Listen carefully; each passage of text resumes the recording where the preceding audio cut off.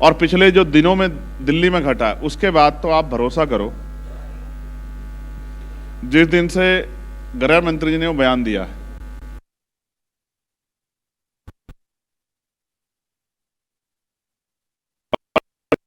जैसे बहुत कुछ छिन गया।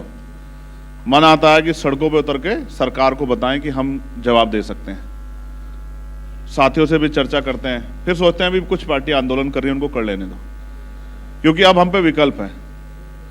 हम इस बार, एक हरियाणा में एक कहावत है, मैंने हरियाणा चुनाव लड़ा, वो कहते हैं रड़ काट देंगे। इस बार हम सरकार की रड़ काट देंगे, हमने भी तय कर लिया है। और हम पे 14 अक्टूबर 1956 भी एक रास्ता है। मैं आज आपके माध्यम से कहना चाहता हूं कि अगर कोई बाबा साहब अंबेडकर का अपमान करने का प्रयास करेगा तो 14 अक्टूबर 1956 भी हम पे एक रास्ता है, सरकार भूले ना।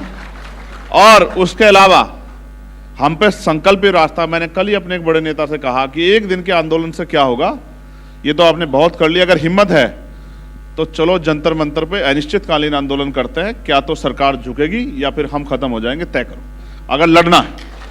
क्योंकि हम रोज लड़ रहे हैं, कभी लड़ते हैं रेप हो गया, कभी हत्या हो गई, कभी घोड़ी रोक दी, कभी किसी चीज पे थक गए। परमानेंट सोल्यूशन ढूंढ रहे, जैसे बाबा साहब ने कहा political power is the master की, ये भी एक सोल्यूशन है। इसकी तरफ भी मेरा लोगों को आगे बढ़ाने का ध्यान है कि भाई पॉलिटिकल पावर हासिल कर लो तो कोई भी आपको ना लाठी मार पाएगा, ना आपका अपमान कर पाएगा, ना आपके अधिकार छीन पाएगा, बल्कि आपकी कलम में ताकत होगी, जिसे चाहे रोजगार दे देना और जिसे चाहे पैरों पे खड़ा कर देना, जिसकी चाहे जिंदगी बदल देना। मैं गांव में जाता हूं, सड़कें नहीं, पीने के पानी की व्यवस्था नहीं है। प्रधानमंत्री की योजना जल नल योजना अच्छी योजना है, लेकिन अभी तक पटरी नहीं चढ़ी है, गांव खुदे पड़े। तो ये भी एक रास्ता है जो मैंने आपको कहा कि सत्ता में आके भी हम लोग इस काम को कर सकते हैं। लेकिन मैंने उनसे कहा कि एक संकल्प मेरे साथ कर लो कि अगले 2.5 साल घर नहीं जाएंगे, दिन रात मेहनत करेंगे और 2027 में पहली इनके ताबूत में, भाजपा के ताबूत में पहली कील उत्तर प्रदेश से ठोकने का काम करेंगे, उत्तर प्रदेश में राजकाज लाने का काम करेंगे। सांसद जी, 2024 के चुनाव का जो नतीजा आया जी, उसमें संविधान ने बड़ी भूमिका निभाई। जितने भी जिसमें पॉलिटिकल लोगों ने जितनी चर्चाएं की, जितना मंथन किया, उसमें लगा कि अगर संविधान की बात अगर लोगों तक नैरेटिव नहीं बनाते तो कहीं ना कहीं भारतीय जनता पार्टी का उत्तर प्रदेश में हाल नहीं होता। अब आपने बाबा साहेब का जो अपमान है उसको पुरजोर तरीके से उठाया। अमित शाह जी को एक तरह से आपने धमकाया भी है कि समाज ये अपमान भूलेगा नहीं, आप देखते रहिए आगे क्या होगा। तो क्या है मंशा सांसद चंद्रशेखर की? देखो,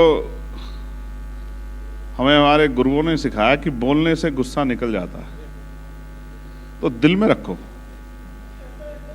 और समय आने पे जवाब दो।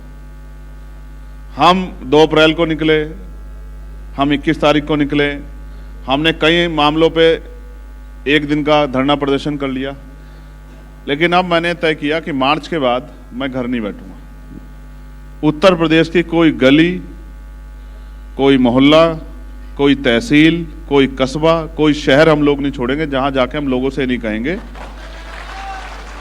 कि अगर अपमान समझते हो तो अपमान का हिसाब भी चुकाना सीखो।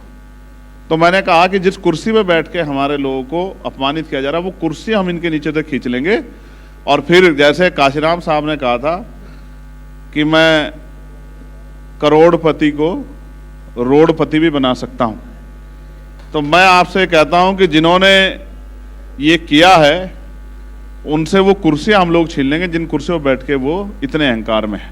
मतलब आप केंद्र सरकार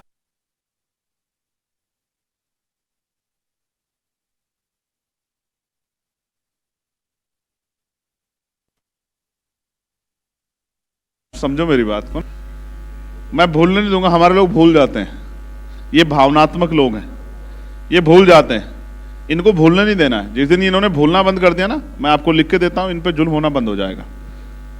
हमारे एक बड़े नेता 90 साल के मुझे मिले, अभी बीकानपुर में एक घटना हुई थी उसमें, तो उन्होंने मुझसे कहा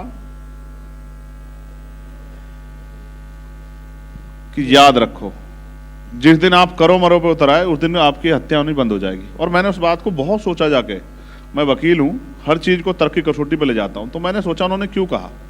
उन्होंने कहा कि हम संविधान, पुलिस, इंटेलिजेंस, LIU, IB और फोर्स, अर्धसैनिक बल, आर्मी, सबके होते मर रहे हैं, तो अब हमें ये सोचना है कि अगर जीना है तो मरना आना पड़ेगा।